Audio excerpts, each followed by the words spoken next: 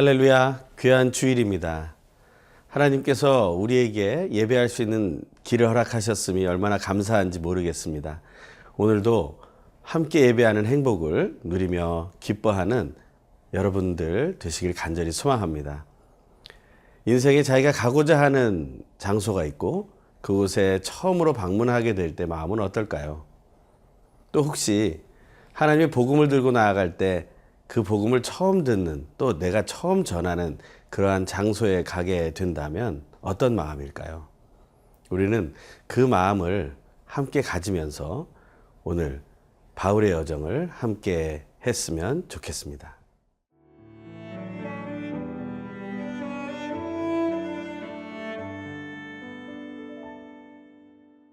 사도행전 28장 11절에서 22절 말씀입니다.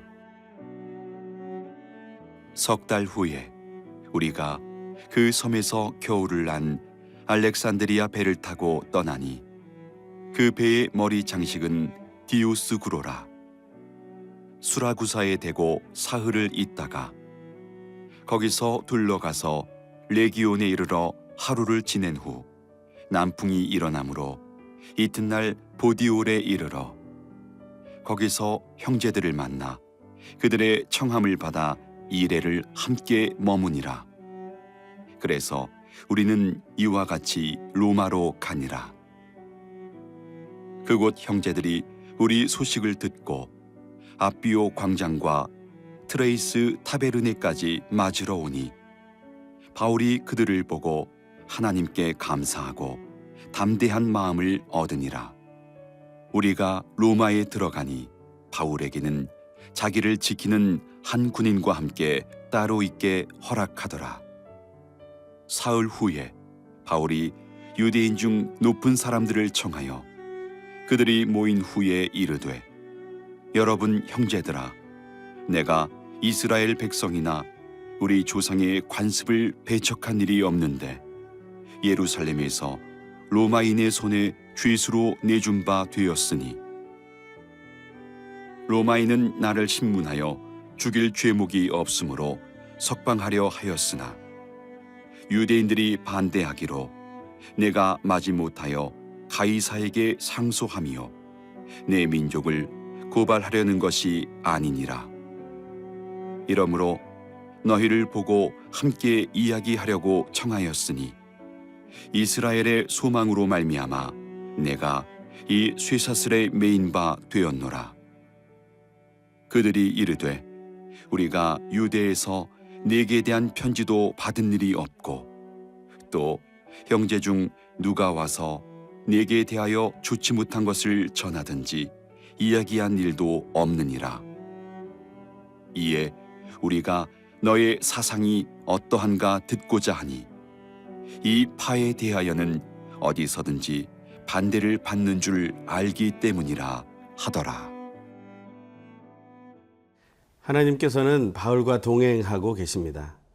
우리는 지난 사도행전의 이야기를 통해서 정말 우여곡절도 많고 또 흥미진진하고 어떤 때는 정말 목숨을 걸고 함께 긴장했던 순간들을 지나왔습니다. 이제는 그 마지막을 향해 가고 있습니다. 그렇게 가고자 했던 로마를 향해 갑니다. 원래는 복음을 전하는 자로 출발했던 그러한 마음이 이제는 죄인이 되어서 호송되어 로마를 향해 가고 있습니다. 로마를 향해 가는 그 길. 하지만 바울은 더 이상 죄인의 모습이 아닙니다. 그는 이제 점점 더 담대한 복음 전파자의 모습으로 나아가고 있음을 보게 됩니다. 우리가 목적지를 향해 나아갈 때 우리에게는 시간이 필요합니다. 오늘 본문은 그 시간을 이야기하고 있습니다. 11절에서 15절에 나오는 그 말씀을 보면 먼저 11절에 석 달 후에 라는 말이 나옵니다. 그 섬에서 겨울을 나게 되었다라는 것입니다. 그 겨울을 나는 시간 동안 바울은 무슨 생각을 했을까요? 로마에 한 걸음 더 다가가고 있다라는 조바심이 일었을지도 모릅니다. 하지만 하나님은 그곳에서 겨울을 나게 하십니다. 우리가 하나님의 말씀을 따라 나아갈 때 겨울을 보내야 하는 시기들도 있습니다. 그러한 시기 속에서 우리는 하나님이 무엇을 원하시는지를 더 깊이 알게 되기 바랍니다. 겨울이 지나고 이제 얼마 남지 않은 여정, 하지만 그곳에서도 또 전진, 또 쉼이 반복됩니다. 12절에 보면 수라구사라는 곳에 사흘을 또 머물게 됩니다. 13절에 보면 레기온이라는 곳에 있어 하루를 지내게 되고, 남풍이 일어나는 것을 기다려서 보디올에 이르게 되고, 그곳에서 또한 이레를 머물게 됩니다. 이러한 여정이 우리의 믿음의 여정 안에는 있는 것입니다. 우리가 계획했다고 다 이루어지는 것은 아닙니다.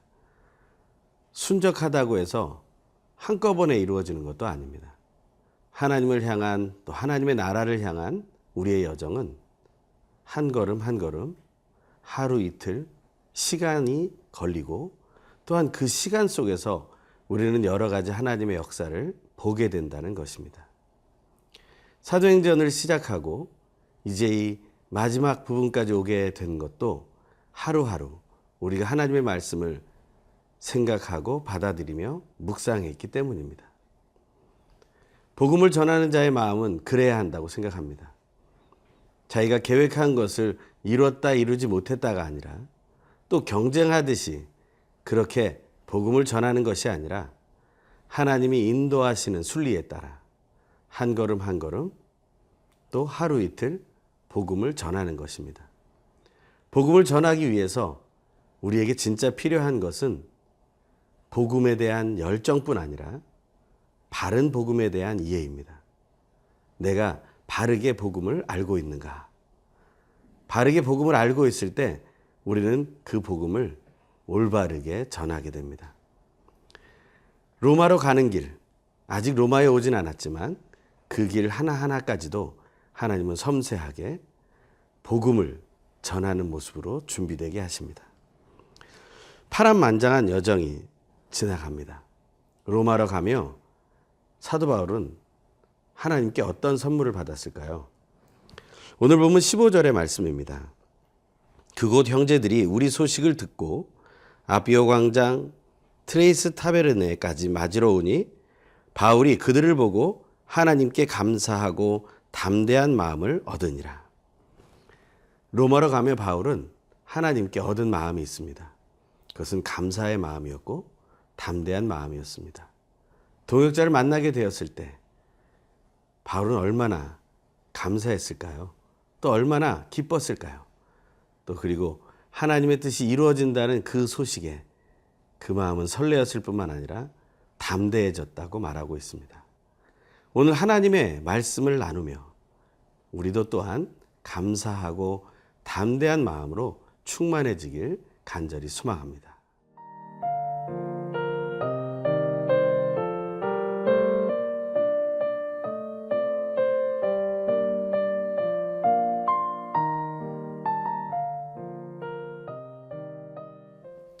드디어 바울은 로마에 들어가게 되었습니다. 오늘 본문 16절의 말씀입니다.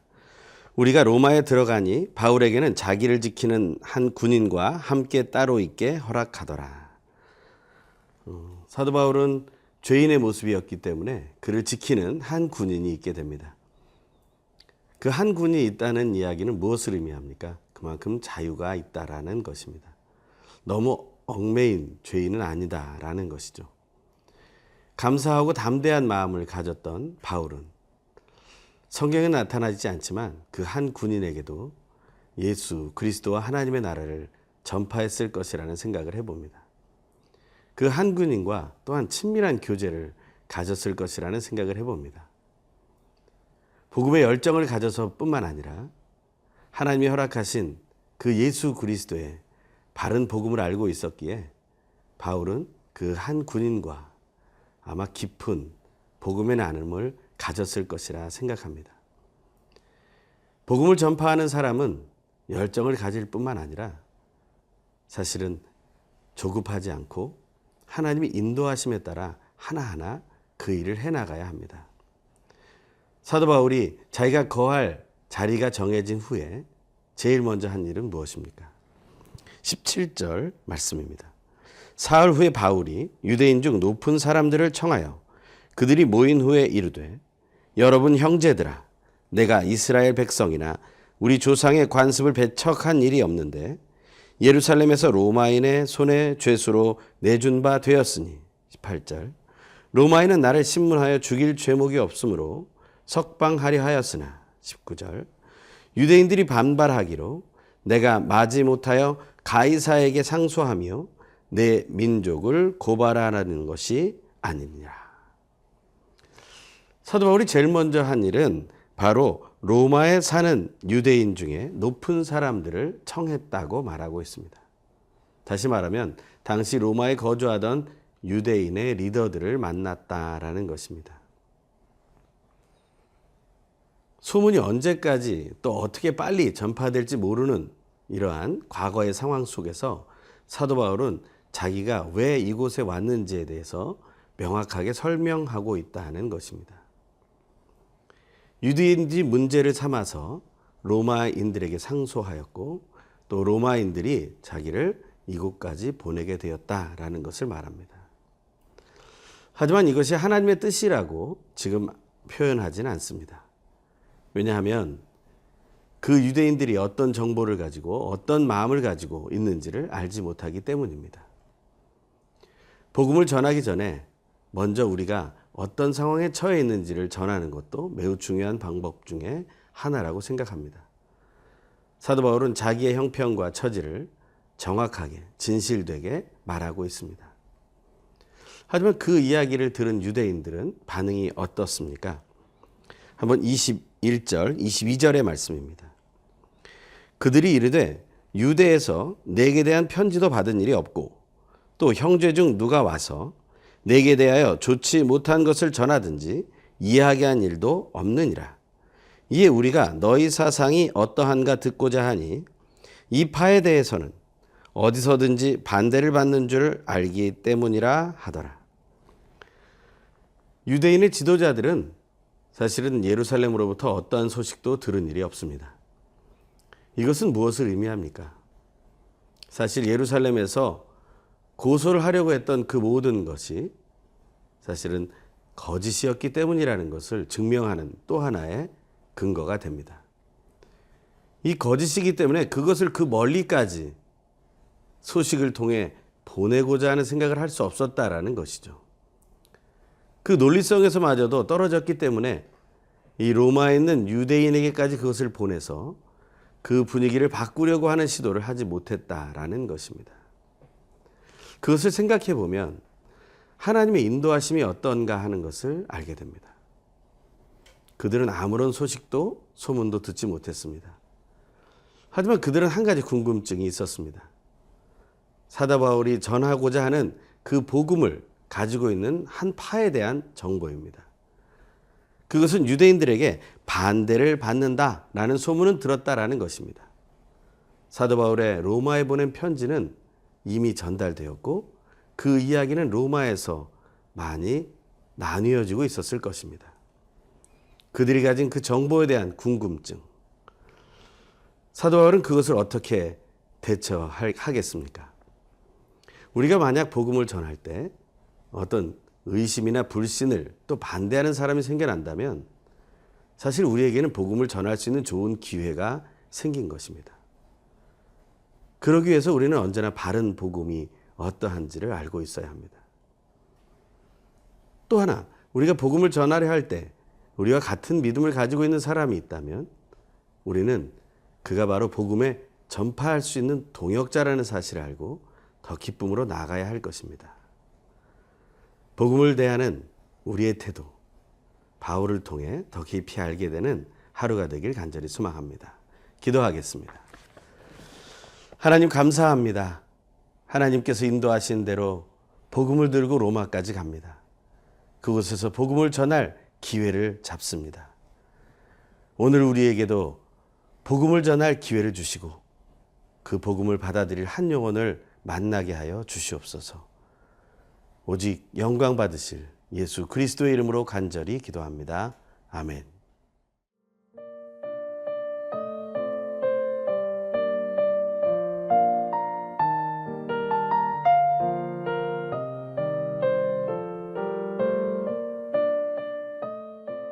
이 프로그램은 시청자 여러분의 소중한 후원으로 제작됩니다.